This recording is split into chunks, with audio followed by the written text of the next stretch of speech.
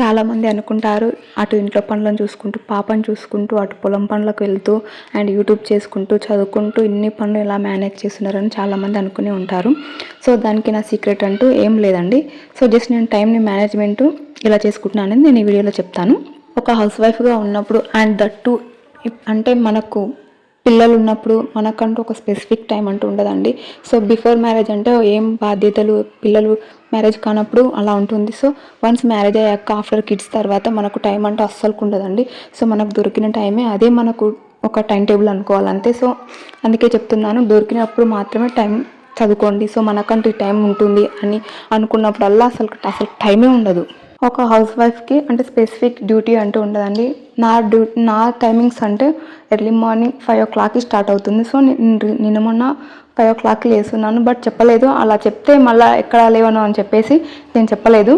So night అయితే ఒక 11:30 వరకు చదువుతున్నాను. సో ఇప్పటికిప్పుడు 4 o'clock 3 o'clock లేవాలంటే మన బ్రెయిన్ కూడా యాక్సెప్ట్ చేయదని చెప్పేసి ఒక 5 o'clock అలా లేస్తున్నాను. 5 o'clock లేచి ఫస్ట్ ఆఫ్ ఆల్ చదువుతున్నాను. అంటే క్లాస్ ఆ టైంలో అంటే ఒక 6 నుంచి మళ్ళీ నా వర్క్స్ నేను మళ్ళీ చేయాలని చెప్పేసి సో 5 to 6 వరకు ఒక 1 hour చదువుతున్నాను. తర్వాత 6 to ఒక 9 or 11, 10 వరకు ఇంట్లో వర్క్సే ఉంటాయండి.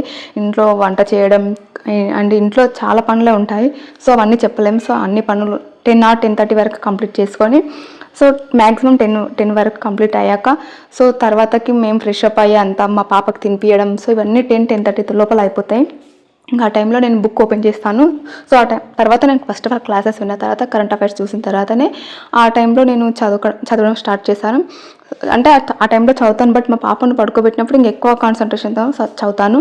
మా పాప ఒక 1 or 12 o'clock ఆ టైంలో పడుకుంటుంది. సో ఇంకా తర్వాత మళ్ళీ ఒక 3 or 4కి మళ్ళీ లేస్తుంది. సో ఇంకా ఇదే డైలీ రొటీన్ ఇదే అయిపోతుంది. సో మళ్ళీ ఇంకా ఈవినింగ్ మళ్ళీ ఒక 7-8 o'clock వరకు ఇంకా అసలు చదవడానికి టైమే ఉండదండి. సో ఉంటుంది, బట్ ఇంకా ఆ టైంలో బుక్ పట్టుకొని పెన్నుతో నోట్స్ చేసుకోవడానికి అలా టైం ఉండదు.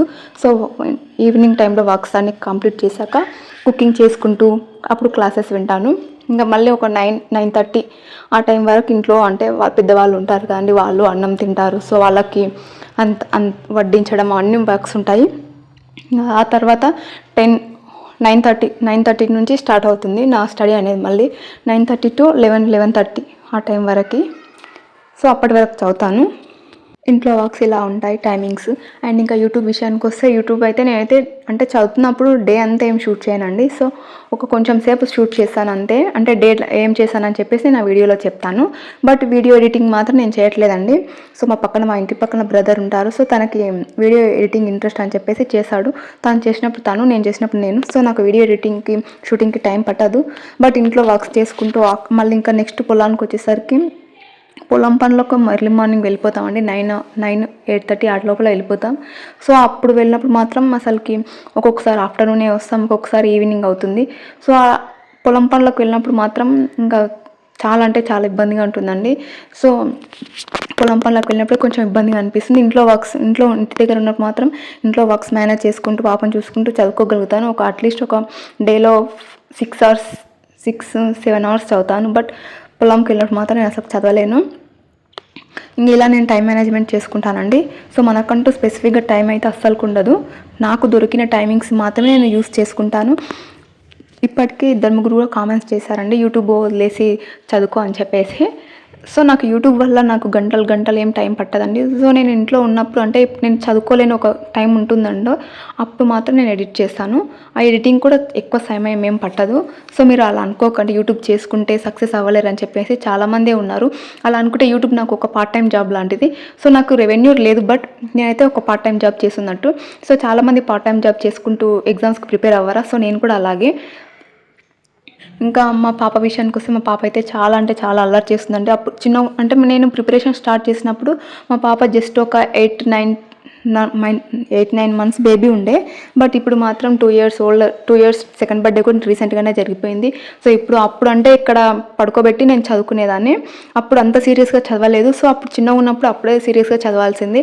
ఇప్పుడు నేను సీరియస్గా చదివే టైంకి మా పాప కొంచెం పెద్దగా అయిపోయింది. సో నన్ను అయితే చాలా అంటే చాలా నాకు సతాయిస్తుంది.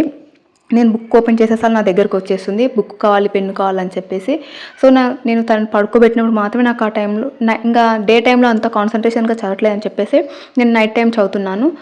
నైట్ ఒక 9:30, 11:30, 12 o'clock వరకు, ఆ టైం వరకు నేను ఆ టైంలో చాలా బాగుంటుందండి. ఎందుకంటే ఆ టైంలో చాలా పీస్ఫుల్గా ఉంటుంది, ఎవరికి ఏ సౌండ్ ఉండదు, ఏ డిస్టర్బెన్స్ ఉండదు. సో అప్పుడు చదివింది ఇంకా బ్రెయిన్కి ఫ్రెష్గా ఎక్కుతుంది. అండ్ ఎర్లీ మార్నింగ్ ఒక 4 to 6 వరకు ఆ టైం కూడా బాగుంటుంది.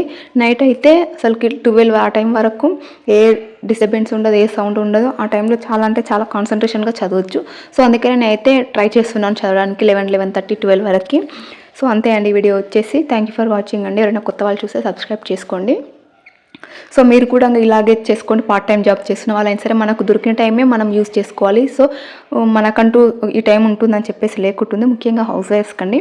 సో హౌస్ వైఫ్స్కి డే మొత్తంలో వర్క్స్ ఉంటాయి. అందుకే చెప్తున్నాను, సీరియస్గా ప్రిపేర్ కండి. సో మనం ఒక్క అటెంప్ట్ ఇచ్చినా సరే దాన్ని 100% మనము ఫుల్ ఫ్లెడ్జ్గా ప్రిపేర్ అయ్యి, సో ఆ ఎగ్జామ్కి మనం ఫుల్ ఫ్లెడ్జ్గా ప్రిపేర్ అయ్యి రాయాలి. బట్ ఏదో సగం ప్రిపేర్ అయ్యి నేను చదివాను బట్ నాకే రాలేదు ఎగ్జామ్ అని చెప్పేసి సో అలా ఒకరిపైన నింద లేయకూడదు. సో మనం ఫుల్ ఫ్లెడ్జ్గా చదివి ఈసారి వచ్చే నోటిఫికేషన్ మనమేంటో నిరూపిద్దాం.